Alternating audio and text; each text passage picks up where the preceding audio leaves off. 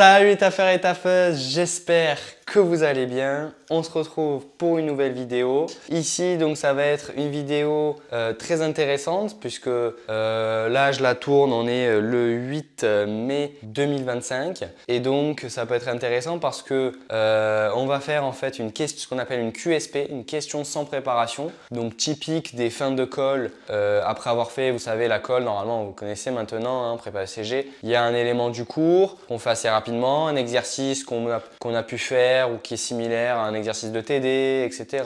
ou un exercice classique d'anal. Et puis en général, à la fin, il y a une question sans préparation.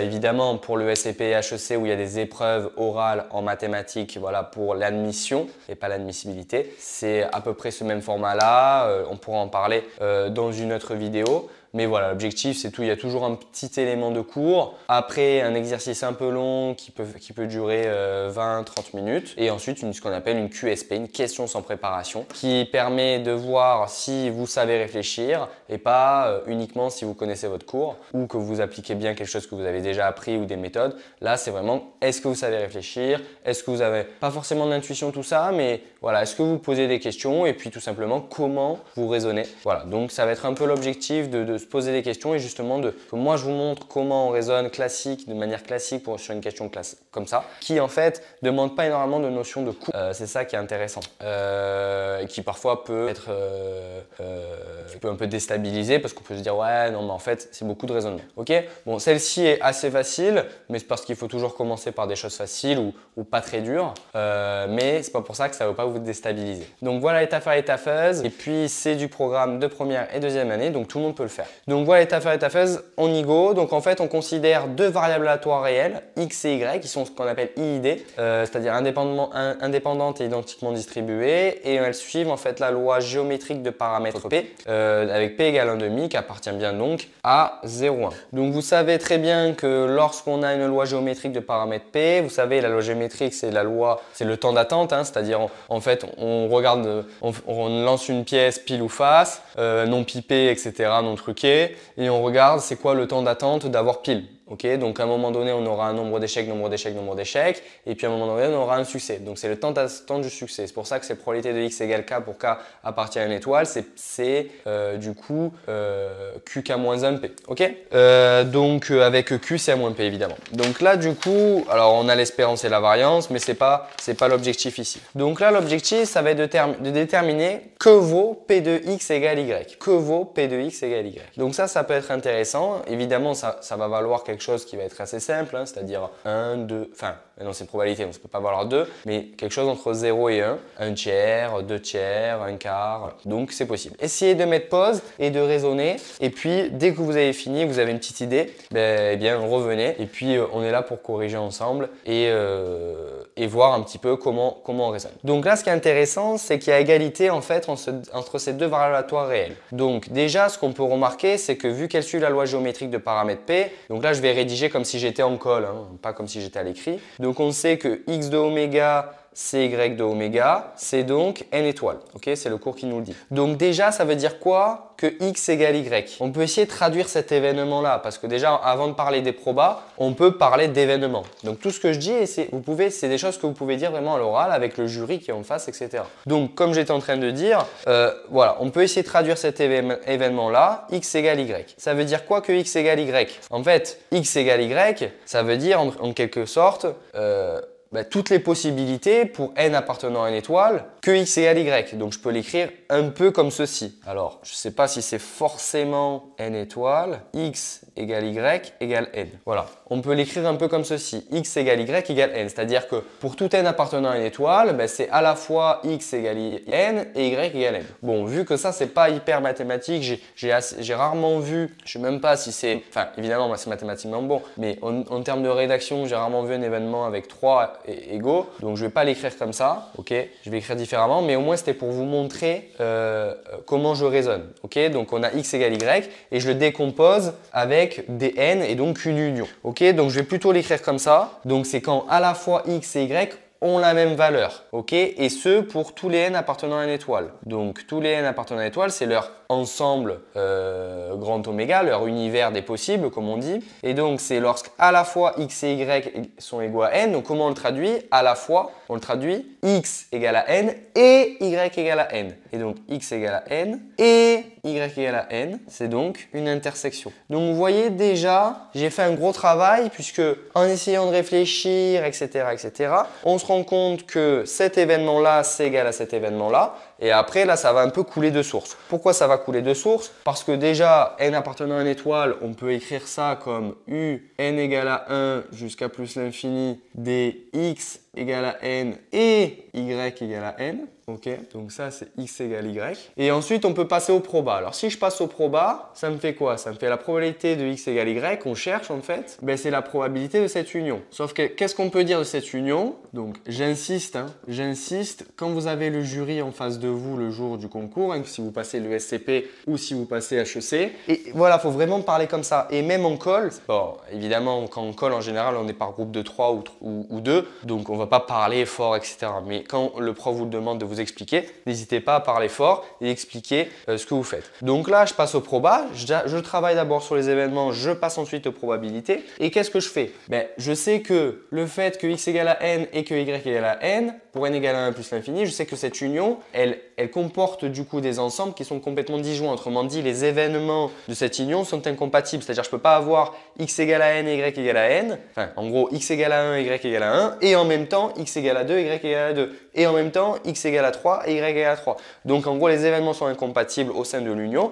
Autrement dit, les ensembles sont disjoints au sein de cette union-là. Donc ça veut dire quoi? Ça veut dire qu'on fait la proba d'union d'événements incompatibles, donc par incompatibilité des événements.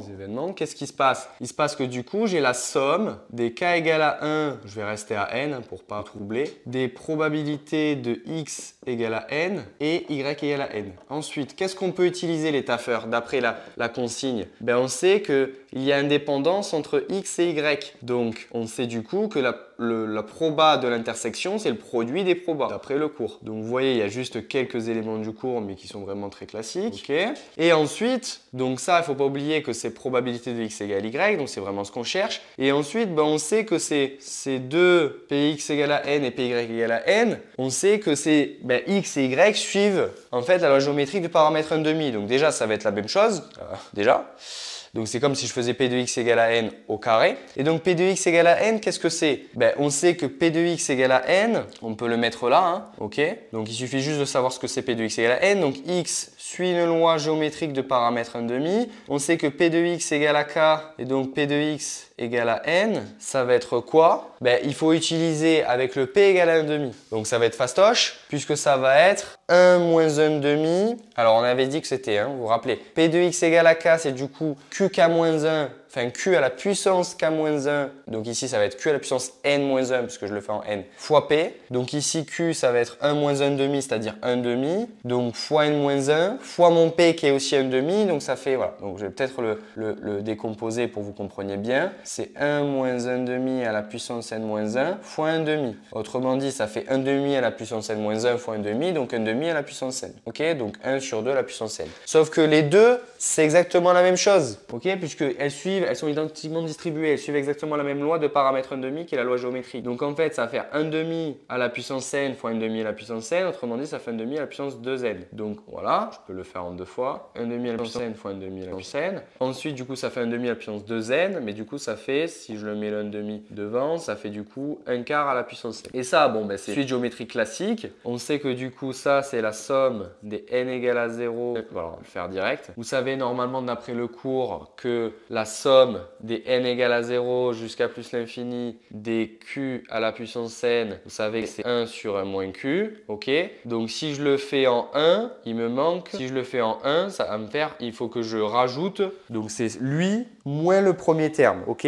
Sauf que le premier terme, il vaut 1 du coup, vu que c'est q puissance 0. Donc ça va faire du coup 1 moins q sur 1 moins q. Donc ça fait 1 moins q sur 1 moins q. Ça va faire du coup 1 moins 1 plus q. Ça va faire q sur 1 moins q. Ok, vous suivez? Donc là, évidemment, la somme des n égale à 1 jusqu'à plus l'infini de 1/4 puissance n, ça fait donc 1/4 sur 1 moins 1/4. Et donc, ça fait 1/4 sur 1 moins 1/4, ça fait 4/4 moins 1/4, ça fait du coup 3/4. Ça fait fois 4/3, ça fait 1/3. Voilà, et c'était bien la réponse attendue. Normalement, 1/3, c'était bien ça, exactement. Voilà. Donc, on a que probabilité de x égale y, c'est donc 1/3. Ok? Voilà les taffeurs, j'ai essayé quand même d'aller un petit peu vite, hein, c'est quand même l'objectif. Mais essayons de faire un débrief rapide. On considérait deux variables aléatoires x et y qui étaient indépendantes et qui suivaient la même loi géométrique du paramètre P. On devait déterminer probabilité de x égale y. D'abord, tout ce qu'il faut faire, c'est essayer de traduire cet événement. Une fois qu'on l'a traduit, on passe par les probas. Ok. Proba d'une union avec des événements incompatibles, c'est la somme des probas. Ensuite, on sait que la proba d'une intersection, lorsque on a des variables aléatoires indépendantes et uniquement lorsqu'on a des variables aléatoires indépendantes, eh bien, il y a le produit, sinon voilà, ce n'est pas un cas général. Et ensuite, on utilise le fait que probabilité de x égale à k, c'est q à la puissance k-1 fois p, avec ici le q qui est égal à 1,5 et le k qui est égal à n. Donc ça fait 1 moins 1,5 à la puissance n-1, c'est-à-dire 1,5 à la puissance n-1 fois 1,5 à la puissance n. Du coup, les deux, c'est les mêmes, donc ça fait une puissance 2n. On peut mettre le carré qui est là, on peut le descendre là pour que ça fasse un quart. Et donc, j'utilise la série géométrique somme des q à puissance n. Attention, puisque erreur classique, celle-ci, normalement, elle commence à 0.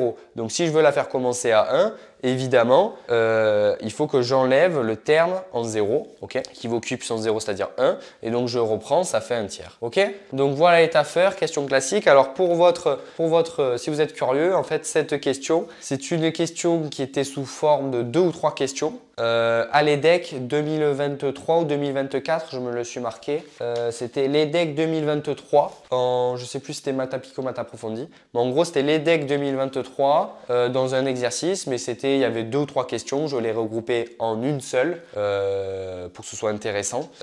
Donc voilà, c'était du niveau de l'EDEC, mais ça peut très facilement se retrouver en colle sous forme d'une seule question. Voilà. Donc voilà, j'espère que ça vous a plu les taffeurs. N'hésitez pas à aimer la vidéo, à mettre des commentaires. Je sais qu'on n'a pas beaucoup de commentaires et pas beaucoup de likes, mais voilà, si ça vous a plu, n'hésitez pas à nous le faire part, ça nous fait très plaisir et on continuera aussi, ça nous permet de continuer les vidéos et de toujours en faire et d'avoir la motivation. Donc n'hésitez pas, je sais que si vous êtes arrivé jusqu'à cette partie de la vidéo, c'est que vous avez sûrement aimé ou ça vous a été utile, donc n'hésitez pas à mettre un petit j'aime. On se dit à la prochaine et puis à très bientôt. Allez, ciao les taffeurs et taffeuses, ciao.